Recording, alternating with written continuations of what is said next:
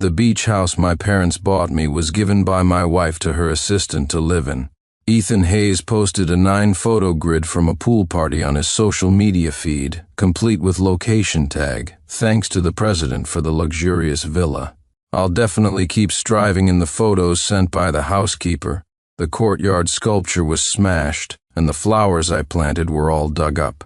I immediately forwarded the photos to Victoria Bellwether. "What is the meaning of this, Miss Bellwether? Why is someone else in my villa?" Victoria instantly replied with a voice message, the sound of waves in the background. "Don't be so petty, Sincere. We have plenty of places to live. I want him out of there within 3 hours and the villa restored to its original state." Victoria read the message but didn't reply.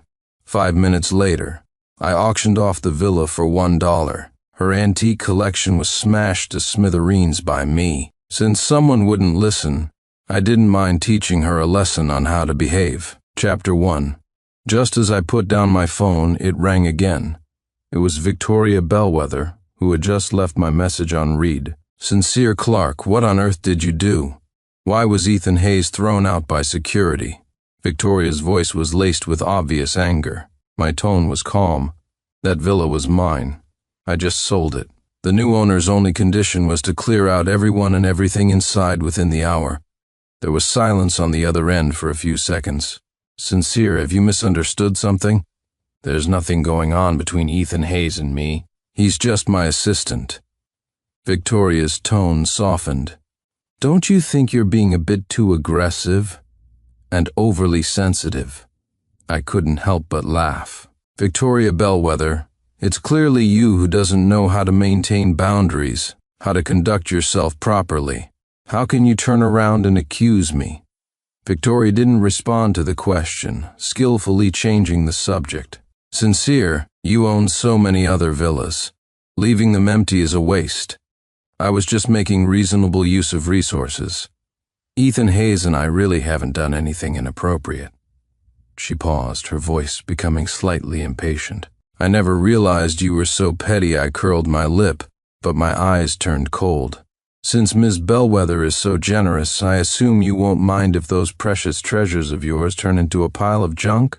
With that, I opened my photo album, selected a few pictures, and sent them over.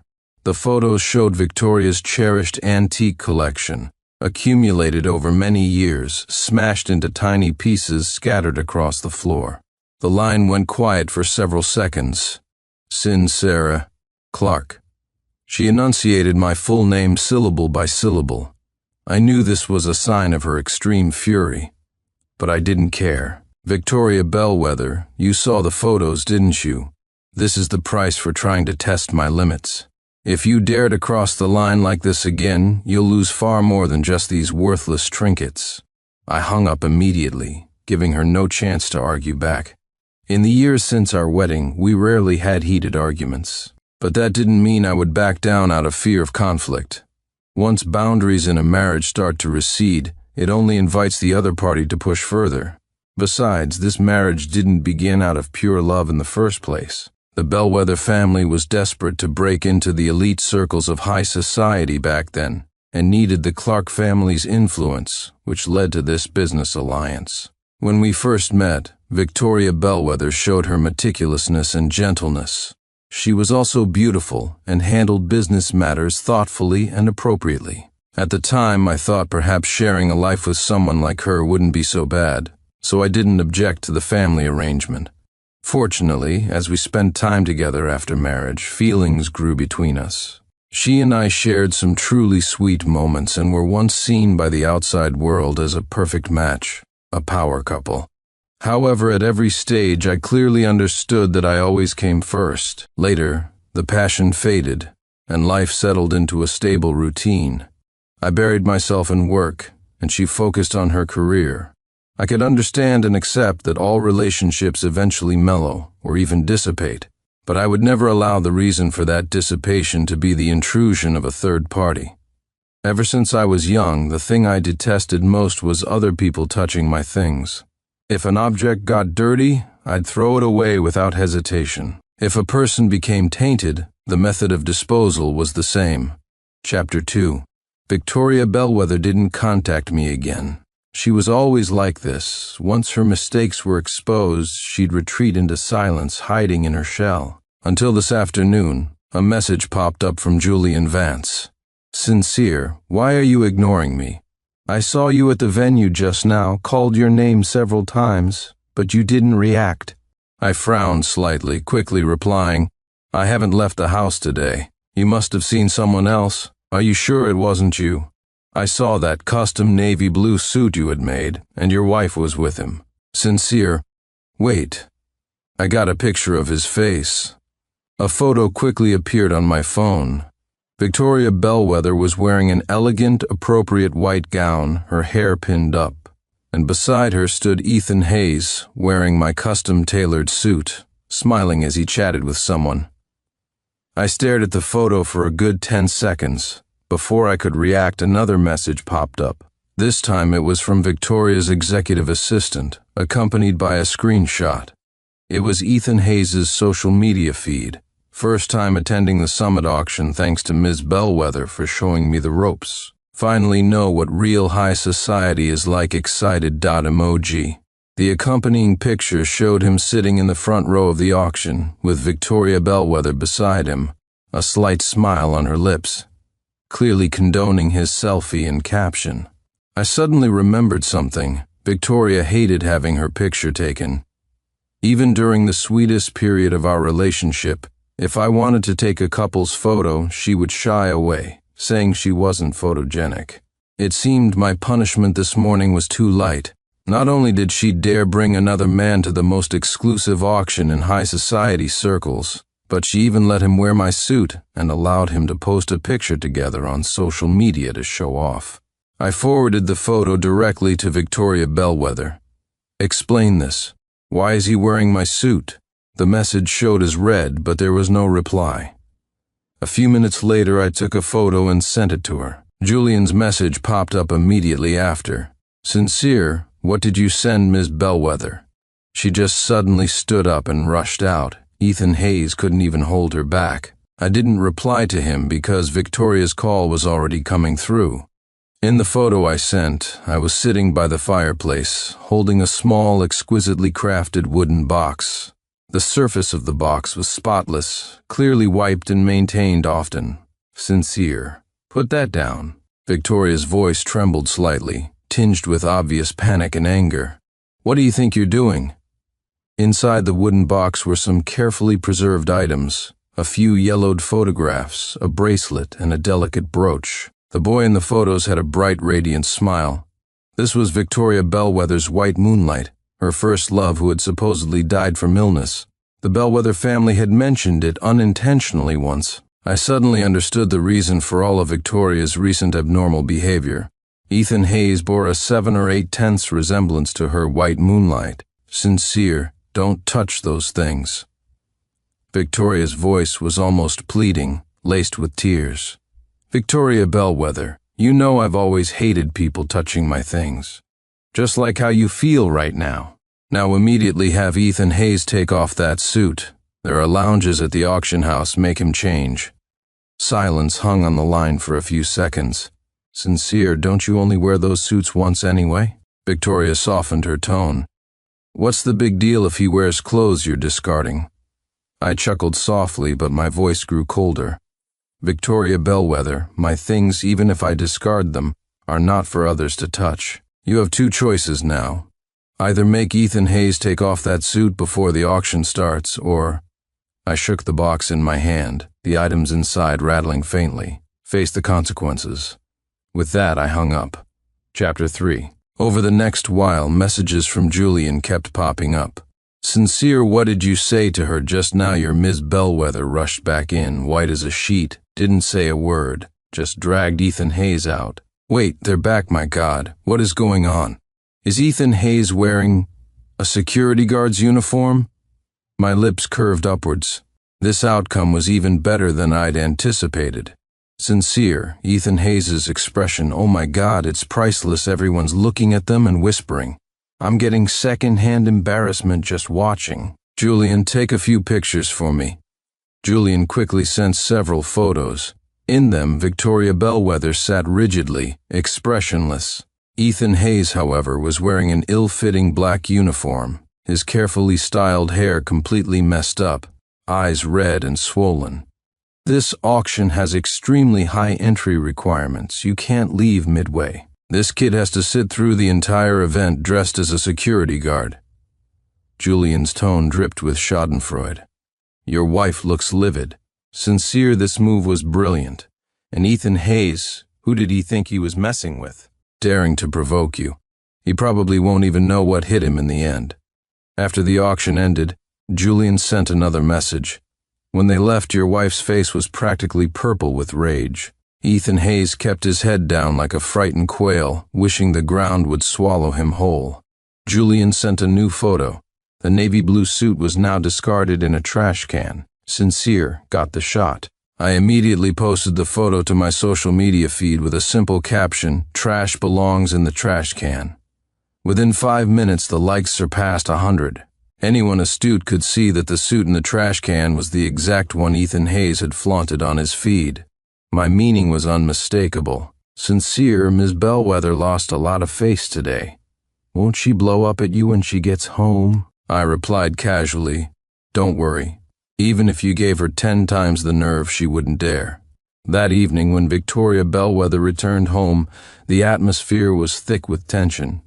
She walked up to me. Sincere Clark, where are my things? She asked, her voice hoarse, eyes slightly red. I just stared at her silently, saying nothing. Victoria struggled to control her emotions. Sincere, I admit my actions today were inappropriate. I didn't consider your feelings. It was my mistake. But I did as you asked. I lost face in front of everyone. Can we please stop this fighting? Just give me back my things.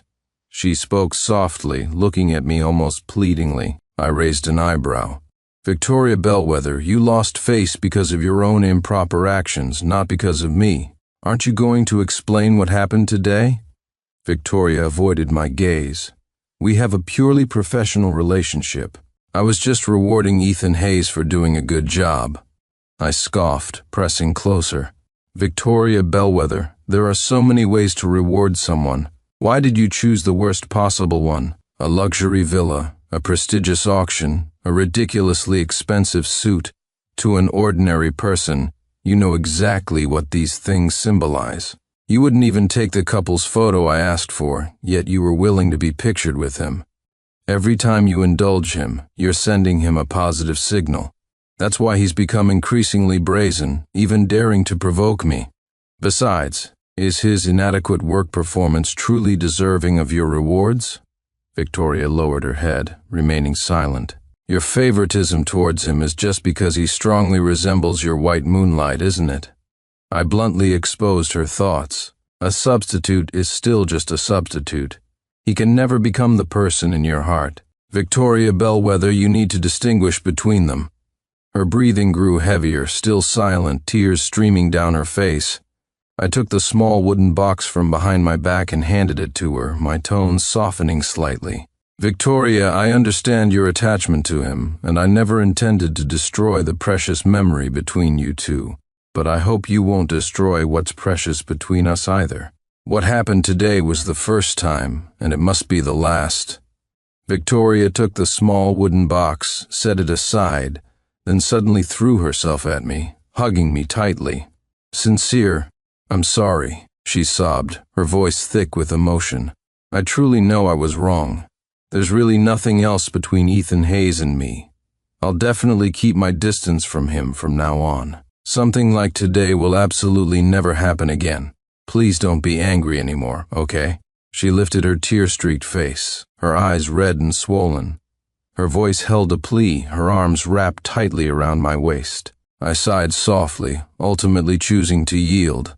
Then I lowered my head and bit her lip hard. Only when a trace of blood seeped from the corner of her mouth did I release her, satisfied. Victoria, this is the consequence of offending me. Remember, there must never be a next time. Okay. Victoria showed no impatience, nestling obediently in my arms. I swept her up into my arms and carried her into the bedroom. Chapter 4. After a night of candid intimacy, most of my displeasure had dissipated. The next day, the auction incident and my pointed social media post made Ethan Hayes the laughingstock of the entire company.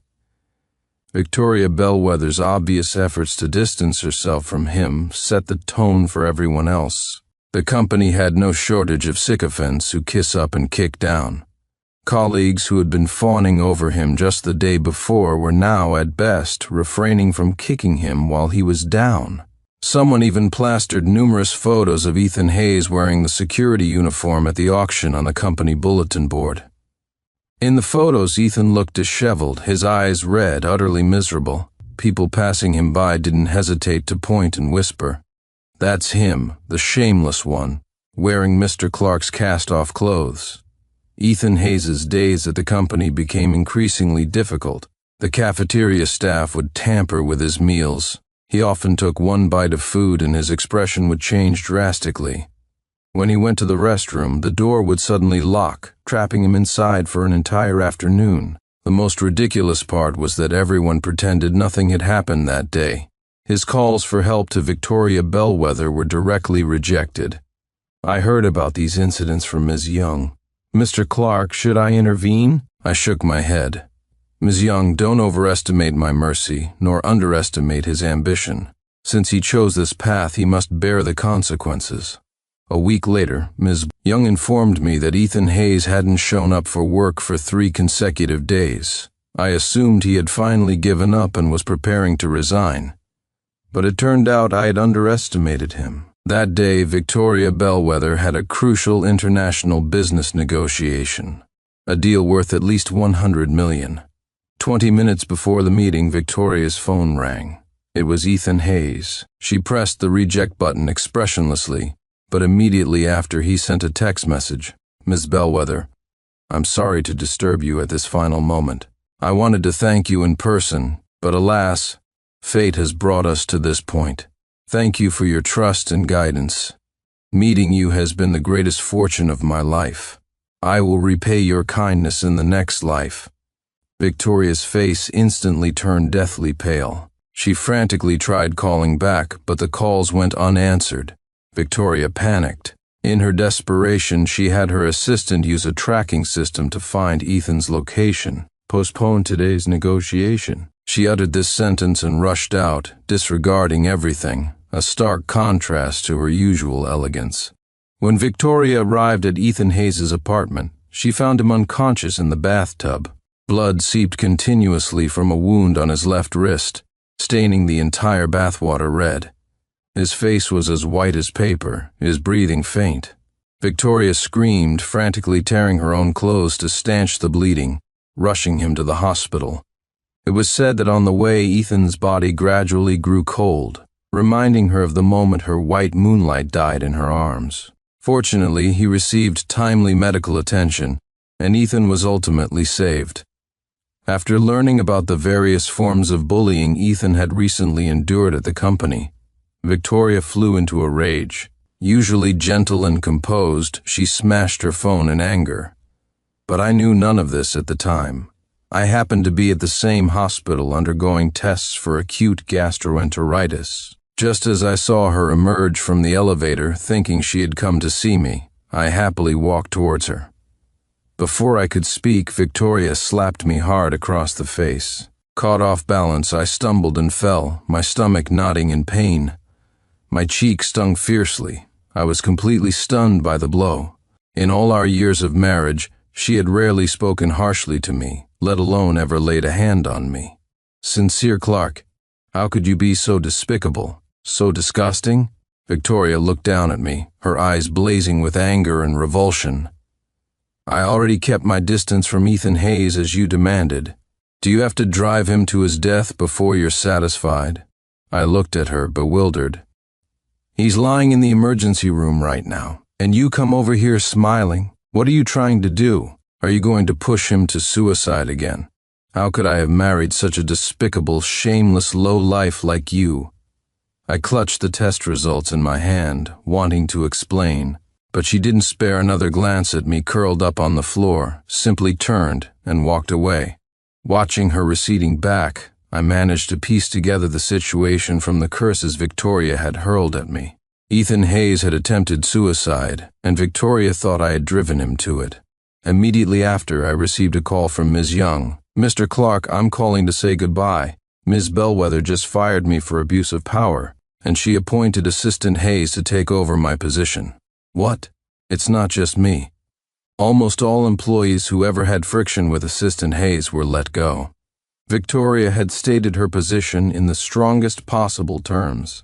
She had chosen Ethan Hayes. Hanging up the phone, fury surged through me. I punched the wall, blood trickling from my knuckles, dripping onto the floor. I forced myself to calm down. "Victoria Bellwether, since you've taken things this far, don't blame me for being ruthless. The price for offending me is far greater than you can bear." Chapter 5. That same afternoon, I packed my things and moved out of the Bellwether residence, returning to the Clark family home. My father, learning I was back, didn't ask many questions, just quietly instructed the housekeeper to prepare my room. My mother, however, keenly sensed something was wrong. "Sincere, did you and Victoria have a fight?" She sat on the edge of my bed, asking softly. I shook my head without answering. The bandage on my hand from the injury at the hospital was visible. "What happened here?" My mother grasped my wrist, her brow furrowed. "It's nothing, just bumped it accidentally." I didn't tell them about Victoria hitting me, nor did I mention Ethan Hayes. I just said I wanted to come home and rest for a few days, to recalibrate. But my parents could easily find out everything with a little investigation. Half a month passed. Not a single call, not a single text message from Victoria Bellwether. The Cold War and mutual silence eroded the last vestiges of warmth between us. On social media, I saw Ethan Hayes ostentatiously posting photos of himself attending various events with Victoria. Every angle he carefully chose seemed to announce his impending status as the son-in-law of the Bellwether Corporation. Ms. Bellwether took me to the International Business Summit today. Lots of people thought I was her husband thanks to Ms. Bellwether for the limited edition watch. Truly, only the person who understands me best knows what I like. Ms. Bellwether says I'm her lucky star. Closed another big deal today, post after post, accompanied by intimate photos with Victoria. He was doing it deliberately. He knew I would see them. I chuckled softly and turned off my phone. Grasshoppers in autumn don't hop for long. Half a month later, under my arrangement, led by my father, a large number of Bellwether family shareholders collectively withdrew their investments. The Bellwether stock hit the limit down for several consecutive days. On the third day of the stock plummeting, Victoria's parents showed up at our door. "Sincere, dear, how have you been lately?" Eleanor Bellwether took my hand, her face full of concern. "Quite well," I replied blandly, pouring them tea. "Why did you suddenly move back home?" "Victoria said you weren't feeling well. We were very worried about you." Eleanor Bellwether probed tentatively. Victoria hadn't even bothered to call, but now she'd sent her parents to scout for information. "My precious son is perfectly healthy, just not in the best of moods lately." My father suddenly spoke up, his tone icy. Arthur and Eleanor Bellwether paused, exchanging glances. "What happened? Did that girl Victoria upset Sincere?" Arthur Bellwether frowned. My father sneered, placing his teacup down heavily on the table. The Bellwether family's upbringing is truly eye-opening. Arthur and Eleanor's faces changed drastically. Word by word, my father recounted everything that had happened recently. How Victoria had installed Ethan Hayes in my beach house. How she had indulged Ethan's provocations against me. And how, at the hospital, Victoria had jumped to conclusions and blamed everything on me without asking any questions. "Your esteemed daughter has currently dismissed all employees within the company who had any friction with that young man. This is the Bellwether's fine daughter, and her attitude towards Sincere," my father stated coldly. Arthur and Eleanor's faces went from livid to pale, then back again. How is this possible?" Eleanor Bellwether looked at me in disbelief. "Victoria isn't like this. The facts speak for themselves," I said flatly. Arthur Bellwether angrily dialed Victoria's number. Get over here right now, you disgraceful daughter. Doing something like this, you've utterly shamed the Bellwether family. Arthur slammed down the phone, turned to my father and me, apologizing profusely. I'm sorry, we failed in raising her properly. We will definitely give Sincere a satisfactory resolution to this matter. What kind of resolution could Victoria give me? Falsely tell me that I'm much more important to her than Ethan Hayes? Or honestly tell me she regretted this marriage long ago? Either way, I didn't need it. I stood up and went to my room, retrieving the divorce documents. Today, let this farce finally come to an end. Chapter 6. Soon the main door opened and Victoria Bellwether walked in. What shocked me was that Ethan Hayes actually followed her. He hid behind Victoria, looking timid and apprehensive. My parents' expressions, which had slightly softened due to Arthur and Eleanor's apologies, instantly darkened again. For Victoria to dare bring him here, to my family home, at a time like this, she was foolish beyond saving. Arthur Bellwether rushed towards her, raising his hand and delivering a sharp slap. Disgraceful daughter, you still dare bring this man here? Victoria's face instantly flushed red. She clearly hadn't expected her father to strike her in public and froze for a moment. Dad, listen to my explanation. Explain what? Another heavy slap landed on her other cheek. You've dragged our family's name through the mud, having been struck in front of Ethan Hayes. Victoria's pride was shattered. Just as she was about to retort, Arthur Bellwether lunged forward with a kick. Unexpectedly, Ethan Hayes threw himself forward, shielding Victoria and taking the full force of the blow himself. He cried out in pain, collapsing to the floor, clutching his kicked leg, his face pale, eyes red. Seeing his theatrical display, Eleanor Bellwether trembled with rage. You wretched scum, still trying to play the victim at a time like this. Eleanor rushed forward to hit him, but Victoria quickly pulled Ethan into her arms protectively. Watching this melodrama unfold, I couldn't help but laugh softly, clapping lightly.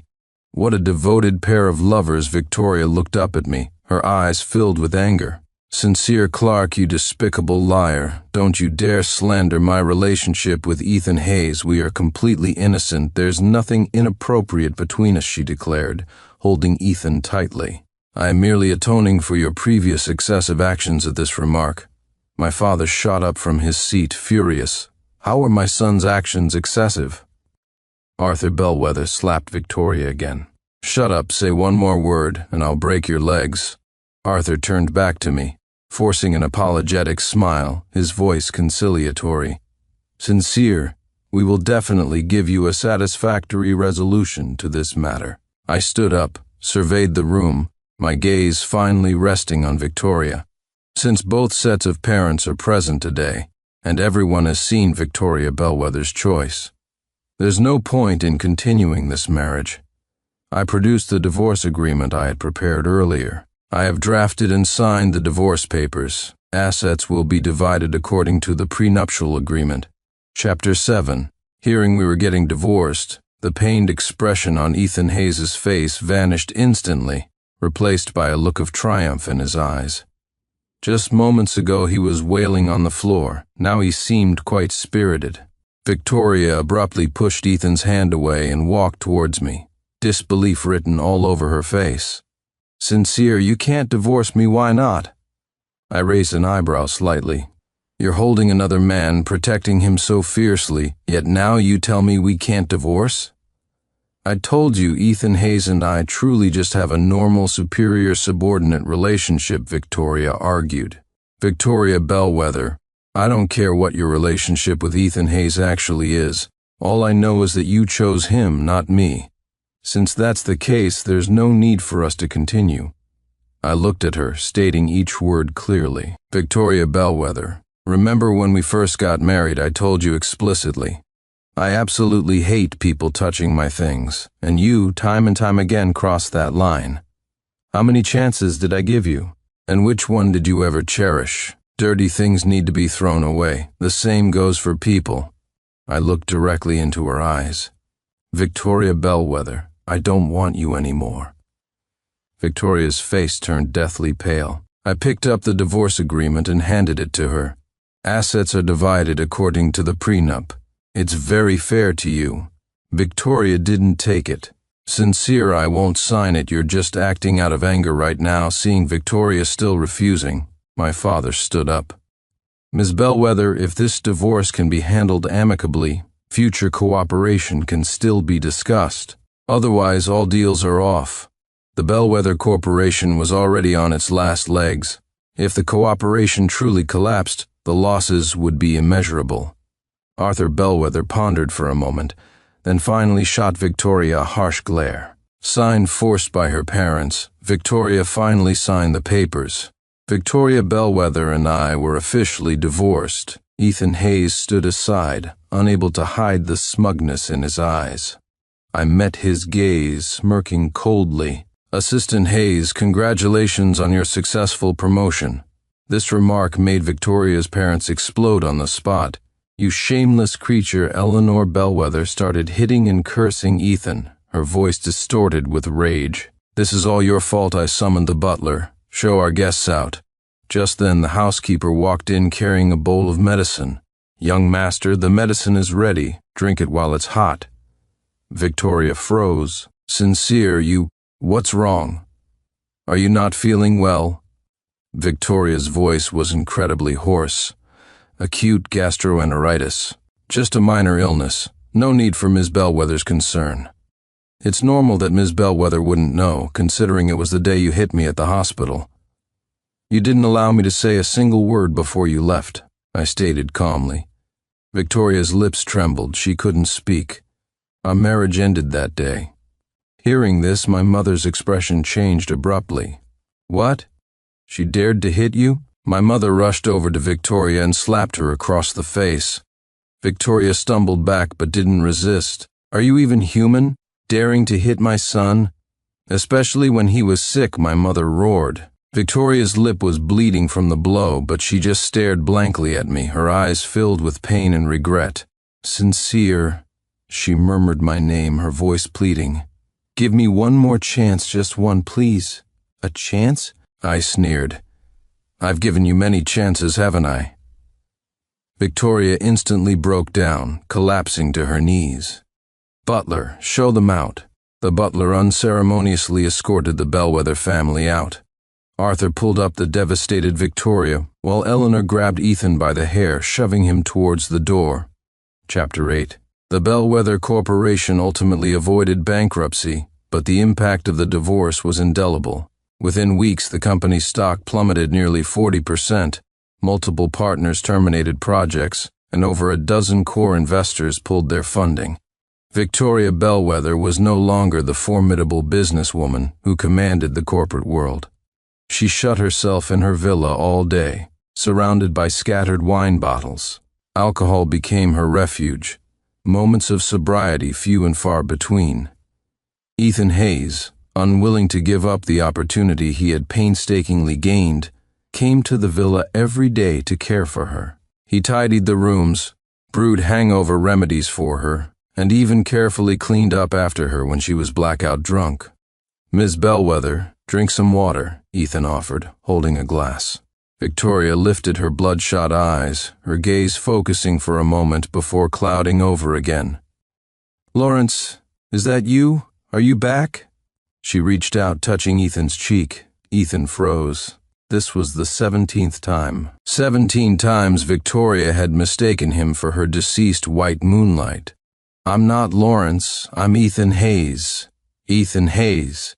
He forced down the bitterness in his heart, reminding her repeatedly. Victoria seemed not to hear, muttering to herself, "Lawrence, don't leave again this time, okay?" Enough. Ethan slapped Victoria's hand away, slamming the water glass onto the floor, shattering it. The sound startled Victoria, who looked at him in confusion. "I was such a fool." Ethan's voice trembled. "How could I fall in love with someone like you? You only ever saw me as a substitute. You deserve this. This is all your own doing." Ethan finally erupted, the long-suppressed resentment and jealousy pouring out. "You had a husband you didn't cherish, and now that you've ended up like this, you're still thinking about your damn white moonlight."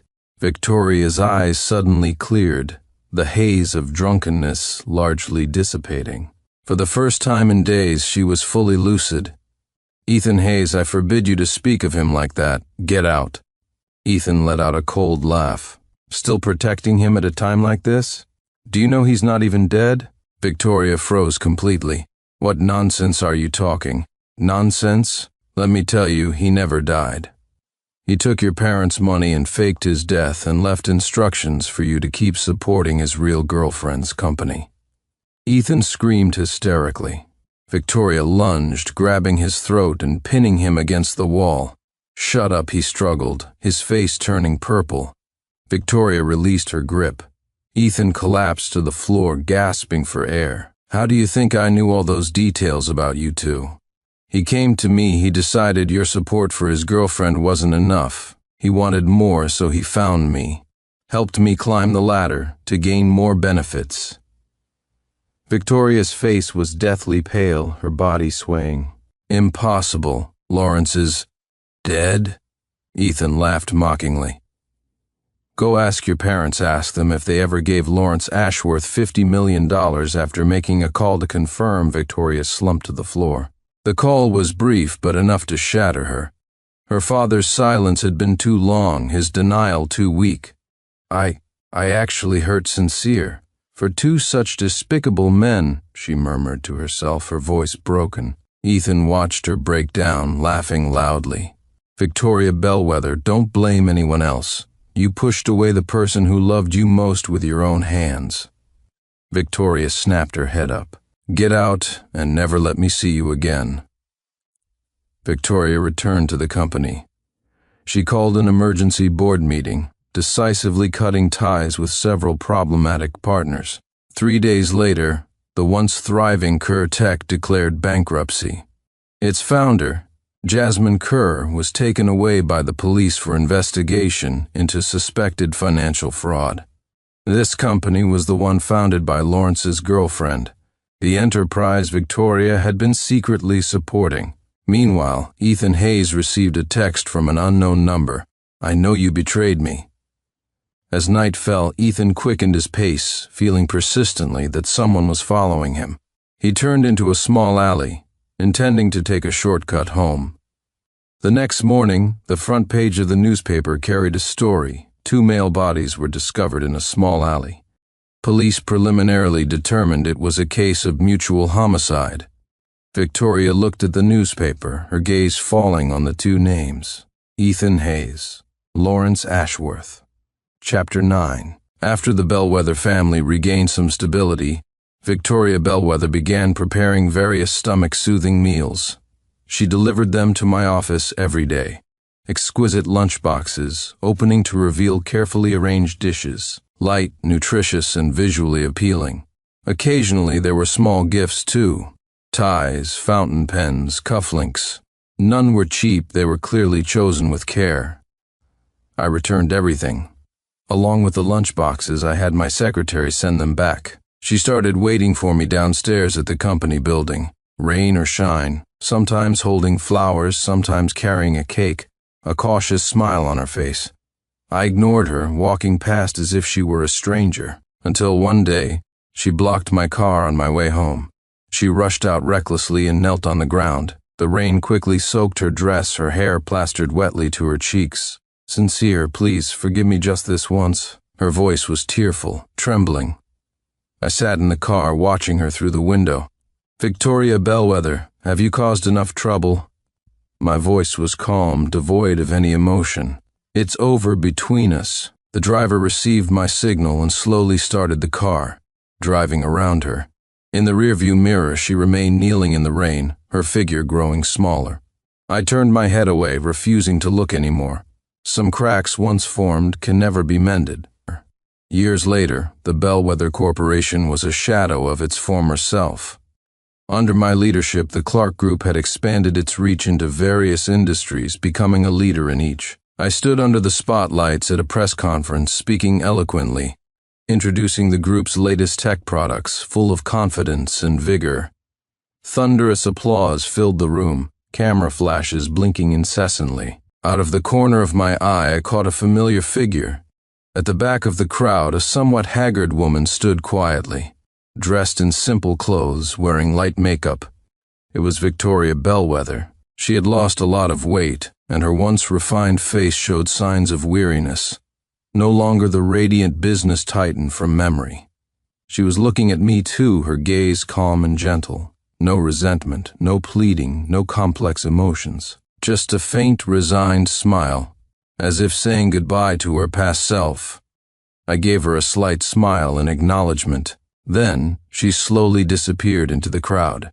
The press conference continued, reporters swarming around, clamoring with questions. I withdrew my gaze, putting on a polite smile once more. The future is long, the road ahead far.